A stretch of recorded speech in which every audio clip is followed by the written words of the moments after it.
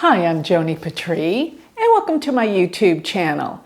Well, today I want to talk about two very interesting charts of karate expert Bruce Lee and his son Brandon Lee. They both died very mysteriously, and I thought maybe we could make some sense out of it by looking at their charts.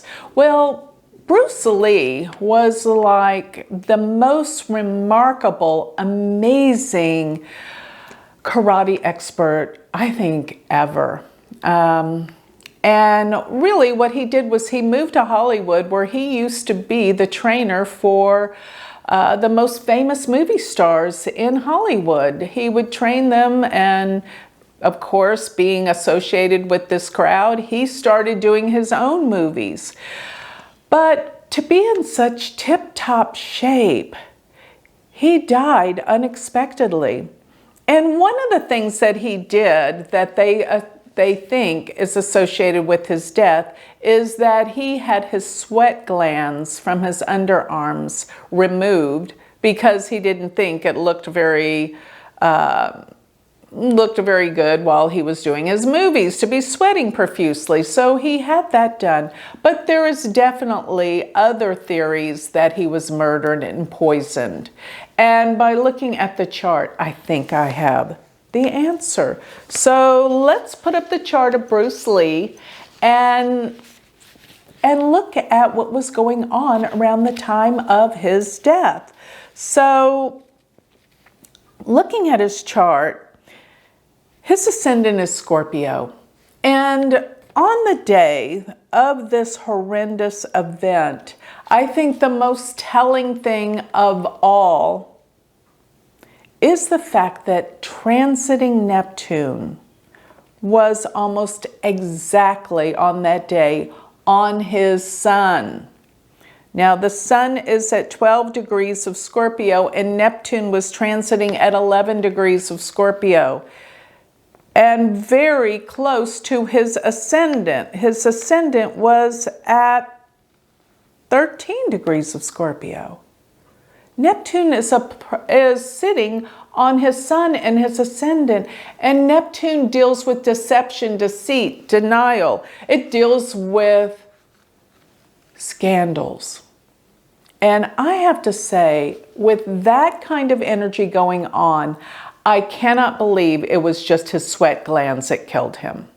I think it was something far more sinister. Someone wanted him dead.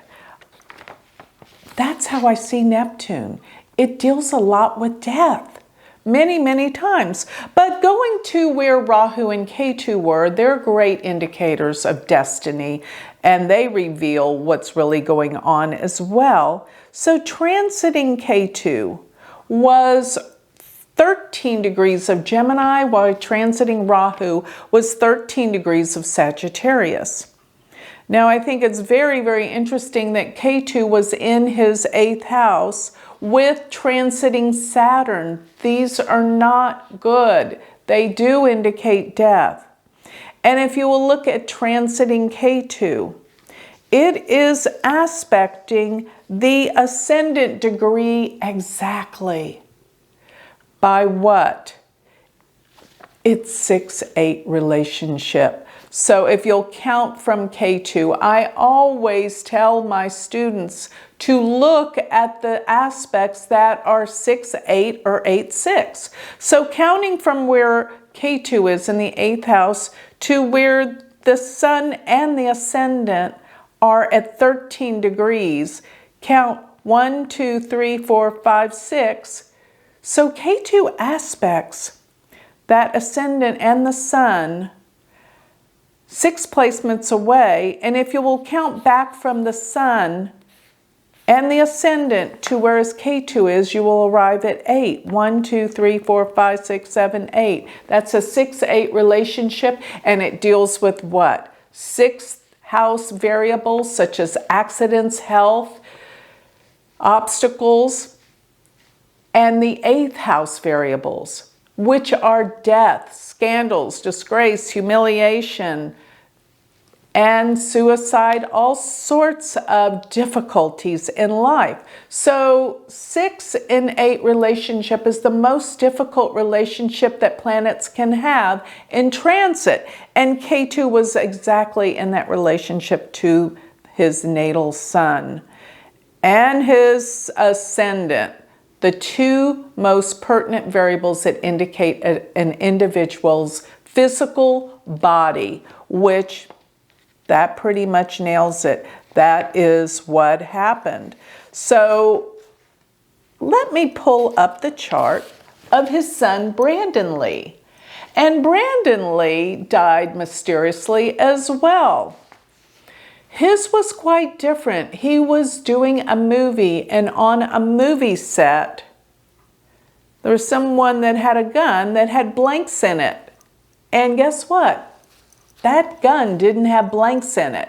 And he was actually murdered and killed while on a movie set acting.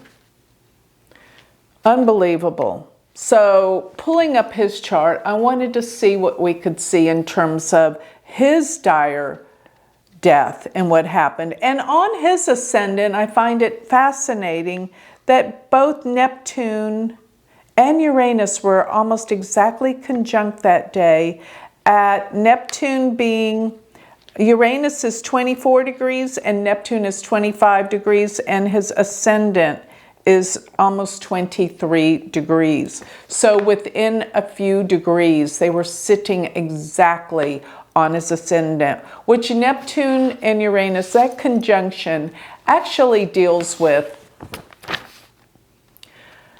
Uranus deals with sudden, unexpected events, and Neptune deals with things you can't see coming. So that describes that. Now, when we think about Mars, in terms of Mars had to be involved. Well, Mars, when you place it in the chart, was because Mars rules guns, violence. It deals with weapons. And Mars on that day was at 9 degrees of Aquarius, which sits almost exactly on his Saturn in the 3rd house. And that's potent. Mars and Saturn, that's obstacles, delays, setbacks, and problems.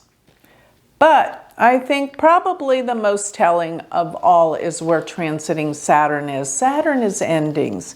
And Saturn was at 22 degrees of Capricorn, which was just within 3-degree range of his natal sun and his moon. Conjunction in the 2nd house, which the 2nd house is considered the house that is a Marika. Marika means killer, death-provoking. And those planets in his 2nd house are very telling, for he has Sun, Moon in Capricorn, as well as Mercury and Venus. So that is enormously dangerous, and Saturn being on all of those planets there represents something dire happening. So I just wanted to bring up these charts. They are so interesting. And I think going back to Bruce Lee, who was, both of them were incredible, amazing athletes, but Bruce Lee, I mean, sets the all-time records. And to have the sun on the ascendant makes one extraordinarily powerful. And with this chart, I think it's so interesting that so many planets are in his 12th house dealing with losses. But don't forget, the 12th house deals with, more than anything, it can deal with foreign lands and countries. And he was definitely, he was born in the United States, but he was a foreigner in this land. And the foreign countries were his place of success, but also his place of demise. Because if you will look also, reverting back to Marikas, the sun is in the 2nd house from the moon. So in Chandra Lagna, as Neptune sits on the sun, which is in the second house from the moon.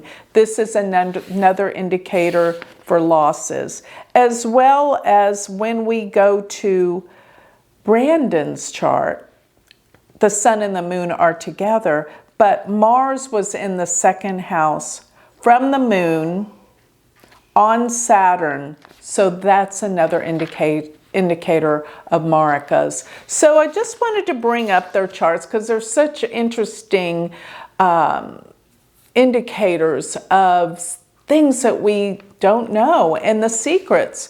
And definitely, with Neptune being on the ascendant and the sun, there's something that we don't know about with his death, and probably we will never know about. That's the nature of Neptune. So with that, I'd like to close. If you would like more information on me or a consultation or sign up for my free newsletter, you can always go to my website, which is galacticcenter.org. Or if you would like to be part of my online community, take courses from me on with the University of Vedic Astrology. Come on board. It is an amazing way to learn. So check it out. It is University of Vedic Astrology.com. Thank you.